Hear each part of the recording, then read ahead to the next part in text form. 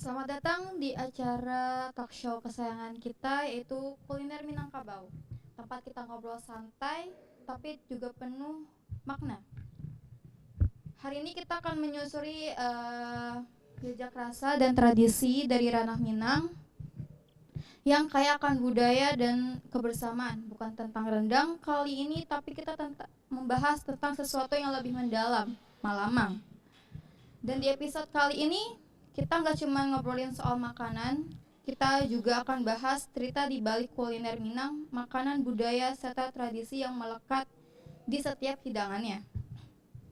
Dan gak cuma itu, kita juga kedatangan tamu spesial yang punya pengalaman luar biasa di dunia kuliner Minangkabau. Jadi pastikan tetap di sini karena episode kali ini dijamin makin lapar sekaligus menambah wawasan. Sebelum kita masuk ke topik utama, boleh ceritakan sedikit tentang aktivitas atau kesibukan terbaru Ibu saat ini? Oke, Assalamualaikum warahmatullahi wabarakatuh. Baik, terima kasih telah mengundang Ibu ke dalam talkshow kali ini, di mana nanti kita akan membahas tentang tradisi Malamang itu khususnya di Minangkabau ya, di daerah kita Padang Pariaman. Nah, kalau kesibukan Ibu sehari-hari ya Ibu sebagai ibu rumah tangga, di mana nanti kalau misalnya ada acara keagamaan, Ibu sebagai ibu rumah tangga itu ikut serta dalam pembuatan proses Malamang ini nanti. Nah, di samping itu saat ini Ibu juga mengajar mulok ke Minangkabauan, di mana juga sering membahas makanan khas tradisional Minangkabau. Menarik sekali Bu ya. Kalau kita bicara soal makanan tradisional Minangkabau, pasti banyak yang langsung terbayang-bayang sama rendang. Tapi kali ini kita akan bahas Malamang. Nah, sebelum kita bahas lebih dalam, boleh ceritakan sedikit Malamang itu makanan seperti apa sih, Bu? Oke. Nah, dengan katanya Malamang ya. Kalau kita orang Minangkabau itu makanan Malamang itu sudah tidak asing bagi telinga kita ya. Dimana itu sebuah makanan tradisional itu yang digunakan pada acara-acara keagamaan di Sumatera Barat khususnya daerah Minangkabau. Misalnya itu nanti ketika upacara keagamaan, kemudian upacara pernikahan, kemudian acara turun mandi, kemudian batagak kudo-kudo, pengangkatan penghulu dan datua dan segala macamnya, di mana keagamaan itu yang berhubungan dengan upacara-upacara sakral seperti itu. Kemudian Malamang ini itu seperti makanan khas tradisional itu yang dimasukkan beras ke dalam bambu. Nah, itu secara garis besarnya. Kalau boleh diceritakan sedikit, Bu, kata Malamang ini dapat dari mana ya, Bu, kata Malamang? Oke, Malamang. Kalau kita lihat filosofi dan asal usulnya Malamang ini ya, Malamang ini khususnya itu di Sumatera Barat, daerah Padang Pariaman, itu pada dahulunya ini disebarkan ketika Buya atau Syekh Burhanuddin itu di daerah Ulakan itu mengajak atau menganut agama Islam ya, beralih dari Hindu Buddha dulu. Nah, jadi diajaklah sama Buya ini itu bagaimana dia mengembangkan agama Islam di daerah Padang Pariaman. Nah, tepatnya di daerah Ulakan seperti itu. Nah, kenapa dibilang Malamang itu dijadikan tradisi? Karena konon pada zaman dahulunya Malamang ini di sini kan dulu Hindu Buddha seperti itu. Nah, jadi dulu orang ketika acara barale atau acara perkawinan, dulu itu makanannya belum halal seperti itu. Nah, misalnya masih mengkonsumsi hal-hal yang berbau babi seperti itu. Kemudian nanti pada malamnya itu sering, kalau pada zaman dahulu itu sering masyarakat tersebut itu minum-minum tua segala macam. Nah, dari itu Syekh Burhanuddin ini membawa atau mengajak orang masuk Islam seperti itu dengan membuat suatu makanan bagaimana supaya makanan itu menjadi halal. Nah, salah satunya ini mengkonsumsinya itu di dalam bambu tadi. Nah, Malamang. Itulah awal asal usulnya tradisi Malamang itu di Sumatera Barat, khususnya Padang Pariaman. Bagaimana sih Bu proses pembuatan malamang itu secara tradisional? Nah, kalau prosesnya dibilang gampang juga agak susah ya. Nah, karena di sini prosesnya itu yang pertama lama ya. Yang pertama itu kita mengambil bambu dulu, kemudian dipotong bambunya, dibersihkan minyangnya ya. Kemudian nanti dimasukkan beras ketan atau bisa dicampur juga nanti pakai pisang. Nah, itu dicampur juga dengan santan. Kemudian nanti dialas menggunakan daun pisang muda, lalu dimasukkan ke dalam bambu tadi atau bahasa kitanya buluh ya, buluh. Nah, kemudian nanti itu kita memasaknya dibakar pakai api unggun. Pakai api unggun itu bisa makan waktu 2 sampai 4 jam. Nah, baru nanti masak, baru bisa dihidangkan. Oke. Kalau dari tradisi Malamang ini, apakah di setiap daerah itu berbeda atau sama, Bu? Oke. Kalau tradisi Malamang ini hampir secara garis besar hampir sama di seluruh daerah ya. Cuman mungkin bedanya nanti bagaimana daerah tersebut menggunakan tradisi Malamang ini untuk apa? Misalnya tadi untuk upacara keagamaan kah? Atau misalnya untuk Maulid Nabi dan lain-lain. Oke. Kalau makna atau filosofi di balik tradisi Malamang ini menurut Ibu bagaimana? Nah, makna dari atau filosofi dari Malamang ini ya, kalau maknanya banyak pesan yang bisa kita petik dari Malamang ini. Yang pertama, misalnya kalau untuk individu, kita Malamang ini bisa dijadikan pribadi yang bertanggung jawab. Bagaimana bertanggung jawabnya? Karena proses Malamang itu memakan waktu yang lumayan lama, di mana kita bertanggung jawab dari awal memasak lamang sampai itu masak nantinya. Dari mana kita mendapatkan buluh, kemudian bagaimana kita mencari daun pisang yang muda, kemudian mencari beras, menakar santan, dan lain-lain sampai kita menghidupkan api unggun. Nah, kemudian yang kedua, kalau makna bagi masyarakat itu bisa bahu-membahu antara kaum lelaki dan kaum perempuan. Nah, di mana kalau bapak-bapak biasanya tugasnya itu mencari buluh, kemudian menghidupkan api unggun. Nah, sementara ibu-ibu itu nanti mereka akan mengalas buluh tadi menggunakan daun pisang, kemudian menakar santan dan segala macam jenisnya. Nah, di sini nanti mereka antara kaum bapak-bapak dan ibu-ibu tadi itu akan bahu-membahu dalam memasak lamang ini sampai selesai seperti itu. Kemudian yang terakhir maknanya dari keagamaan ini bentuk ucapan rasa syukur kita yang pertama kepada Allah Subhanahu Wa Taala ya, di mana nanti biasanya melamang ini juga sering dilakukan pada acara-acara mendoa ya. Nah, itu bentuk rasa syukur kita kepada Allah Subhanahu Wa Taala. Oke.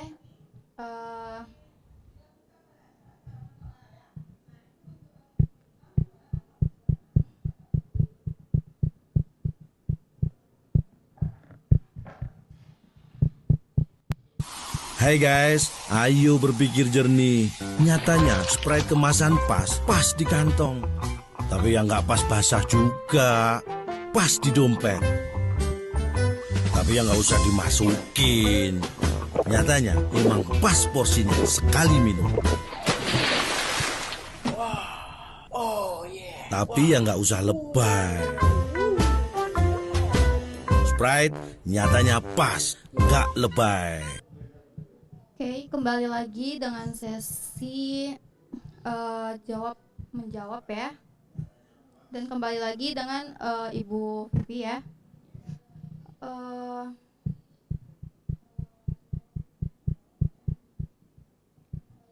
Dari segi tradisi ini Malamang itu dibuatnya itu kan setiap momen berbeda ya Bu ya. Kalau yang paling umum di dunia di Minangkabau ini apa yang paling umum Bu?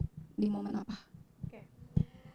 Biasanya tradisi Malamang ini selalu umum kita laksanakan pada acara-acara keagamaan ya. Misalnya mendoa kematian, kemudian misalnya upacara kelahiran, kemudian batagak kudo-kudo, kemudian pemasangan batu ketika kita membangun rumah, batu pertama ya, kemudian batagak penghulu atau batagak ini pengangkatan datuk seperti itu. Nah, biasanya kalau malamang ini pada upacara-upacara tertentu itu tidak terlalu banyak dibuat ya. Nah, tapi berbeda dengan ketika kita bulan Maulud Nabi, itu biasanya di masyarakat itu di rumah-rumah selalu banyak dalam membuat lamang. Nah, kemudian nanti lamang ini itu akan diantarkan ke masjid. Kemudian kita diundang, nanti kita makan, selanjutnya kita makan bajamba. Nah, hasil dari orang datang tadi itu akan dikasih lamang, kemudian orang itu mengasih amplop. Nah, amplop inilah yang digunakan nanti untuk membangun, misalnya membangun masjid dan lain-lain. Nah, jadi nilainya sangat nilai melamang ini sangat sakral ya di bidang keagamaan seperti itu. Menurut Ibu, apakah tradisi malamang ini masih relevan di zaman sekarang? Ya, tradisi malamang ini masih relevan di zaman sekarang. Dimana kita lihat ya, kalau ada acara mendoa, kita lihat masyarakat masih memasak lamang ya, dan itu pun masih dimasak secara tradisional seperti itu. Nah, jadi sangat relevan sampai saat ini. Menurut Ibu, apa yang bisa dilakukan generasi muda agar tradisi malamang ini tuh tetap dikenal luas oleh anak zaman sekarang? Oke. Nah, hal-hal yang harus dilakukan generasi muda ya. Nah, ini bagaimana kita harus melestarikan tradisi malamang ini dari zaman dahulu sampai zaman sekarang ini. Nah, caranya yang pertama kita harus tahu bagaimana cara membuat lamang itu tadi. Bagaimana kita harus tahu? Nah, misalnya ada acara melamang, itu kita harus membantu orang tua ikut serta dalam membuat lamang itu. Nah, kemudian kalau bisa generasi muda ini juga membuat lamang, kemudian lamangnya itu bisa dijual di tempat-tempat umum seperti itu. Akhirnya lamang ini masih bisa dilestarikan dari waktu ke waktu seperti itu. Hai guys, ayo berpikir jernih. Nyatanya Sprite kemasan pas di kantong. Tapi yang nggak pas basah juga, pas di dompet. Tapi yang nggak usah dimasukin. Nyatanya memang pas porsinya sekali minum. Tapi yang nggak usah lebay. Sprite nyatanya pas, nggak lebay.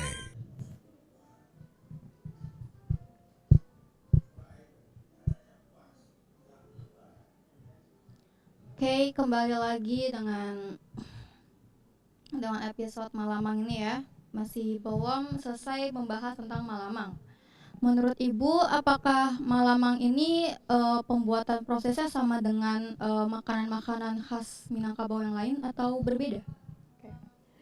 Dari malamang ini ya, proses pembuatan malamang ini sangat berbeda dengan makanan khas tradisional lainnya.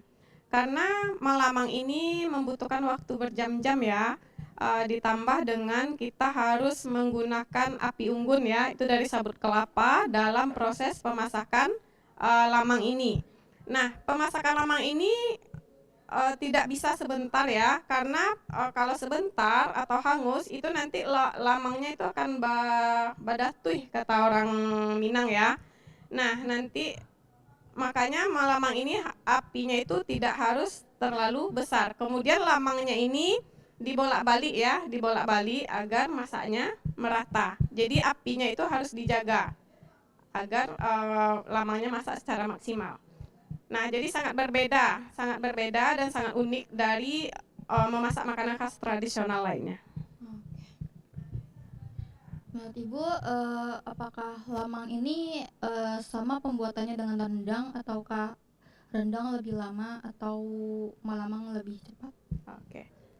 Oke, kalau dibandingkan rendang sama-sama makanan khas tradisional ya, kalau dari pembuatannya justru berbeda tadi ya. Walaupun pembuatan rendang juga lama, tetapi kalau pembuatan rendang kita bisa menggunakan kompor ya, bisa menggunakan kompor gas. Tetapi kalau malamang ini memang kita menggunakan api unggun seperti itu. Kita harus berhadapan dengan api sehingga lamang yang kita masak tadi itu benar-benar maksimal masaknya seperti itu. Berbeda. Terakhir ya Bu ya, pesan apa yang ingin Anda sampaikan kepada penonton terkait pelestarian kuliner tradisional seperti Malamang? Pesan yang bisa disampaikan ke penonton, apalagi untuk generasi muda ya, kita harus melestarikan tradisi Malamang ini dari generasi ke generasi. Karena proses Malamang ini itu sangat sakral ya, di mana digunakan untuk upacara-upacara penting, upacara keagamaan dan lain-lainnya. Jadi jangan sampai kita generasi muda tidak tahu bentuk lamang atau rasanya, bahkan tidak tahu cara membuatnya seperti itu. Jadi jika ada acara keagamaan, misalnya ada membuat lamang di rumah atau masyarakat, seharusnya generasi muda berperan ikut serta dalam pembuatan lamang tersebut, sehingga rasa dan cara pembuatannya bisa dilestarikan dari zaman ke zaman seperti itu. Terima kasih Ibu atas penyampaiannya dan informasinya. Sama-sama. Saya sangat menghargai itu. Dan waktu telah menunjukkan pukul 1 ya. Jadi kita akan berakhir di acara talk show kuliner Minangkabau. Dengan saya host kesayangan Anda Fitrah Nabila akan kembali lagi di episode selanjutnya.